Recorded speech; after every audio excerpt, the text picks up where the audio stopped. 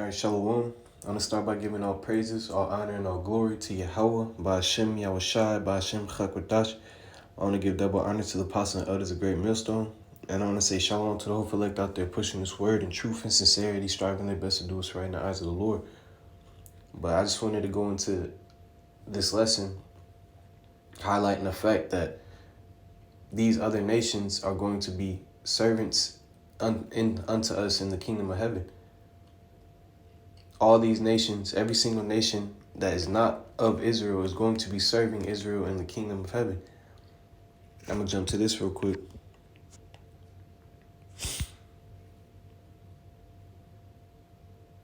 I'll jump to Isaiah 60. And I'll start at verse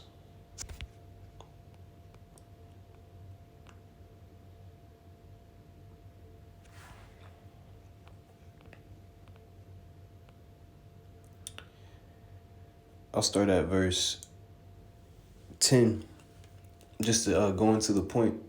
Not 10. I want to start at a different one, and I'll go back to that. But this is Isaiah 60 and verse 12, because I said all these other nations are going to be serving us. It says, "For the nation and kingdom that will not serve thee shall perish. Yea, those nations shall be utterly wasted." And that's what's going to be happening to these different heathen nations in the kingdom. If they don't want to serve us, they're going to perish. And Israel is going to be set in their rightful place. I'm going to grab this scripture.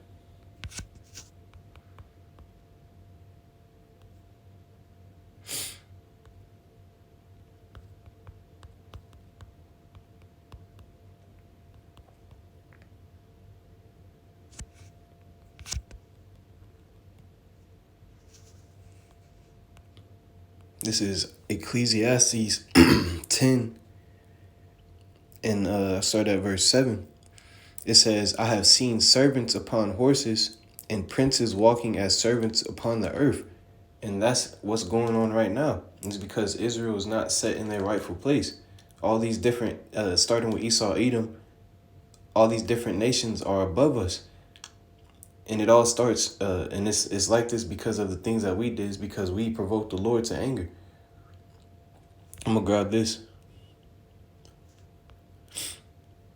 This is Baruch 4, and I'll start at verse 6. It says, "Ye were sold to the nations, not for your destruction, but because ye moved the Most High to wrath, ye were delivered unto the enemies." And these different nations, starting with Esau, Edom, are our enemies.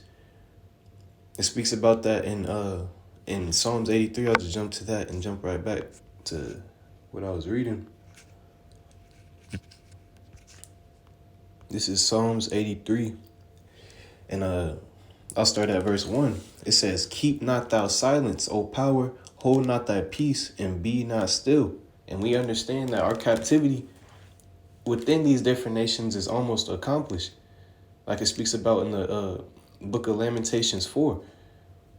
These things that are happening to us are our punishment. But the Lord is going to show mercy unto us and set us back into our rightful spot. Not even our rightful spot, just a spot that the Lord had chosen for Israel to be in. The Lord spoke about in the book of Deuteronomy 7, I believe it is, how the Lord didn't choose us because we were, I'll just grab it real fast. This is Deuteronomy 7.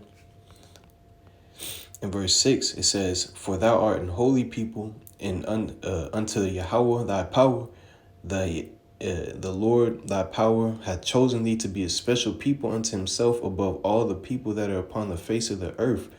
The Lord Yahweh did not set his love upon you, nor choose you, because you were more in number than any people, for ye were the fewest of all people, but because Yahweh loved you, and because he would keep his oath which he has sworn unto your fathers, hath the Lord Yahweh brought you out with a mighty hand and redeemed you out of the house of bondmen, from the hand of Pharaoh king of Egypt." But the point was, we didn't do anything to attain this love from Yahweh Shem Yahushai. it's just a lot that Israel received, and it's nothing to do with us. But I'm gonna jump back to this Psalms, going into our enemies, going into these different nations who are our enemies, who the Lord really at the end of the day He's not dealing with at all. You can read about that in the book of Amos. I'm gonna grab that. And I'll try to veer back onto the point. But this is Amos 3:1. It says, "Hear this word that Yahweh hath spoken against you, O children of Israel, against the whole family which I brought up from the land of Egypt, saying, You only have I known of all the families of the earth. Therefore I will punish you for all your iniquities." So the Lord is only dealing with Israel. The Lord is only dealing with the family of Israel, the descendants of Abraham, Abraham, Jacob, and Isaac. But back to this Psalms 83. And this is the main reason why we're in the state that we're in, because the Lord is punishing us for our iniquities. These other nations aren't going through this at the moment. They're not going through the pains of being in captivity because of the sins that they committed against Yahweh Shah, Yahweh Shem Yahweh Shah. It's because they received their lot. This is their constellation. But in the kingdom of heaven, it's going to be Jacob's world. It said Esau is the end of the world, and Jacob is the beginning of it that followeth.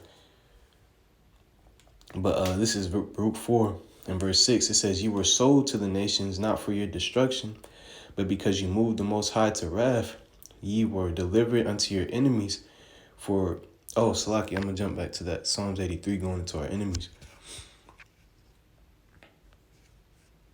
This is Psalms 83 and verse 1. It says, keep not thou silence, O power, hold not thy peace, and be not still, O power.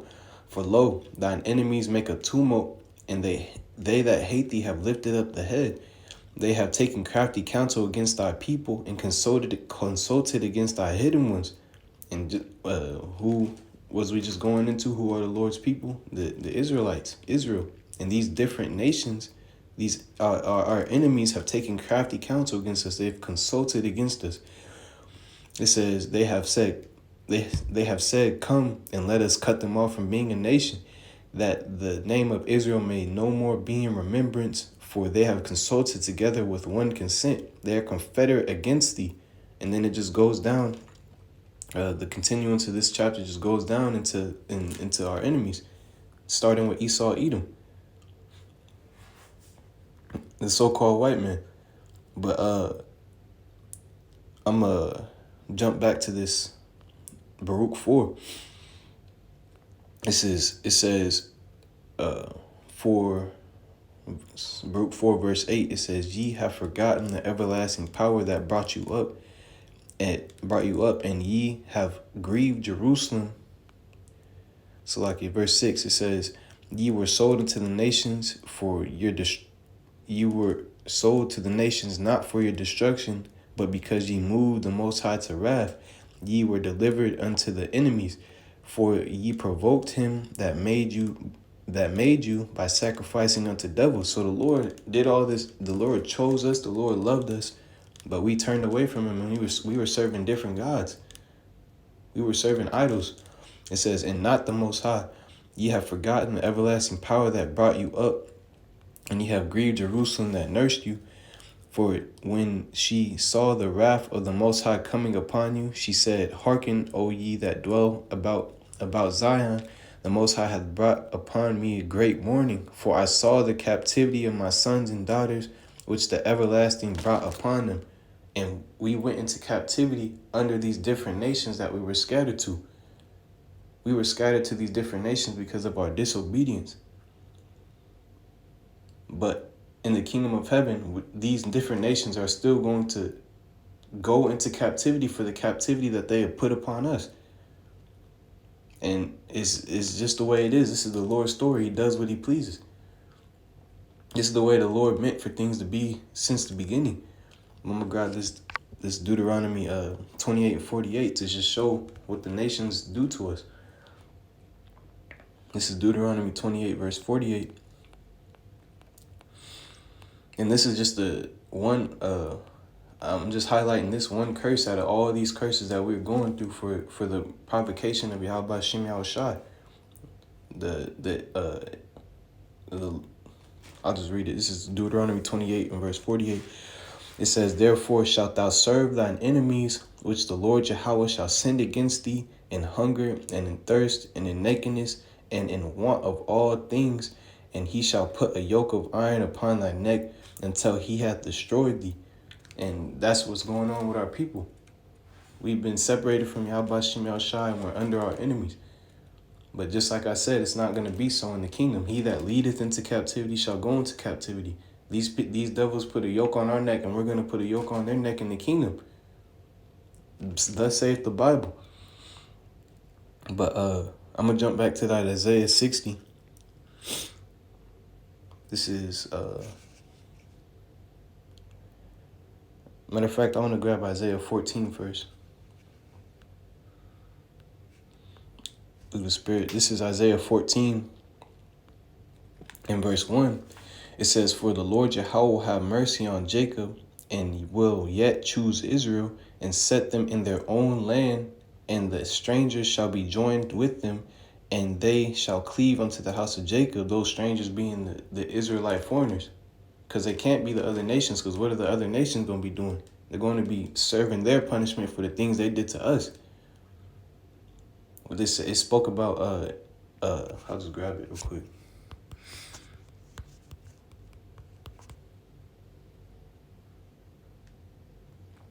This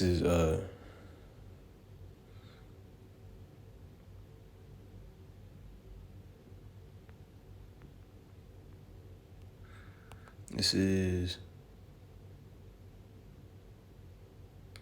this is Numbers 23 and verse 9. It says, this is speaking about in the kingdom of heaven. It says, "For from the top of the rocks I see him, and from the hills I behold him. Lo, the people shall dwell alone, and shall not be reckoned among the nations." So Israel is not going to be with these other nations in the kingdom of heaven. They're not going to be, the other nations aren't going to be mingled among Israel. They're not going to be on the same level. Those strangers that's speaking about in this Isaiah 14 is speaking about the Gentiles, the Israelites that went to these different nations and got put into a Gentile state of mind, a heathenistic state of mind, and started moving like them, and were being called heathens, and were alienated from the commonwealth of Israel. These are the strangers that will be coming back. But this is Isaiah 14 in verse 2.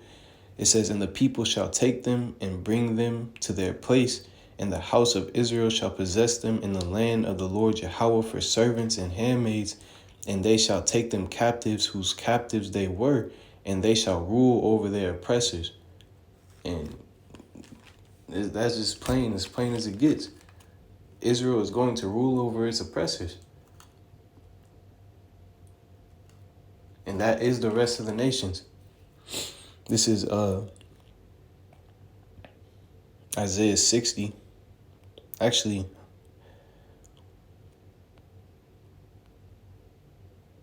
I'll jump to Isaiah 60.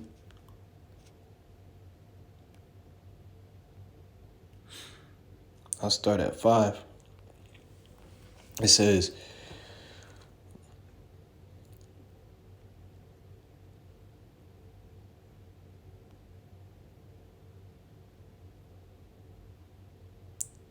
I'll start at 5. It says, "Then thou shalt see and flow together, and thy heart shall fear, and be enlarged."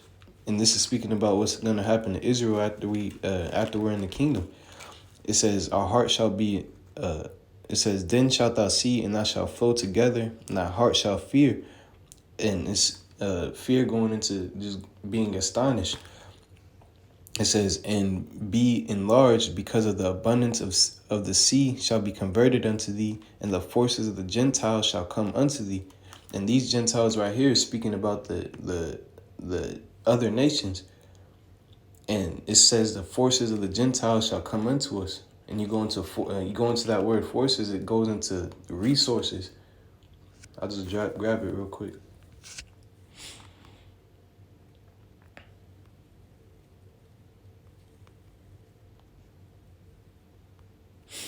It says strength, might, efficiency, wealth, army. Jump down to the Strong's definition. It says probably a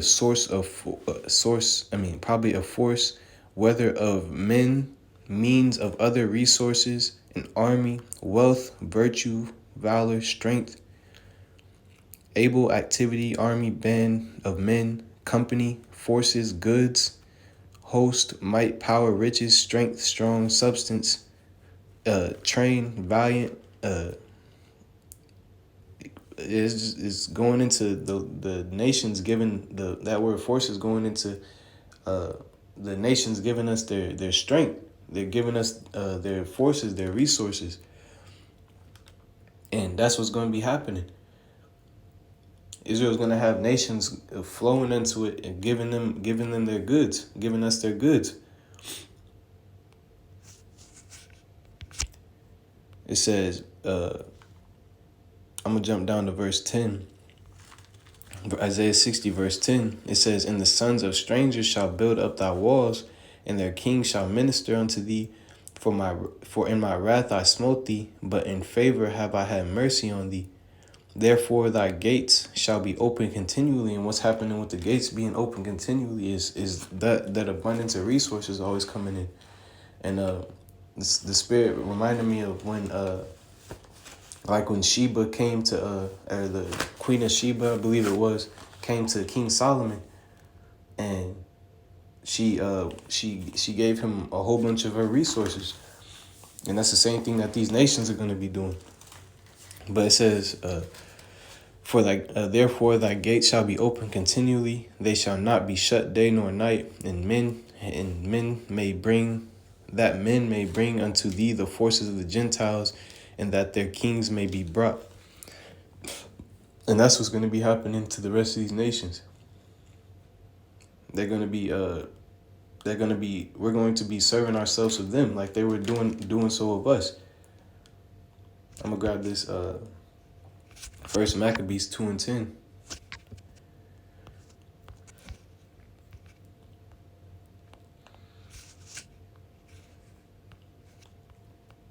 It says, what nation hath not had her part in her kingdom, and hath gotten of her spoils? So all these nations were doing all this to us, we're going to do it to them. And it's going to be we're going to be doing it forever. We're going to be established under Yahweh Bashim Yahushai forever, with the other nations being serving us. And that's just how it is. And that's how the Lord set up things to be. But through the Spirit, I believe all my points were made. Lord's will, it was edifying. And I want to give all praises, all honor, and all glory to Yahweh, by Hashem, Yahushai, by Hashem, Chakwadash. I want to say double honor to the apostles and elders of Great Millstone.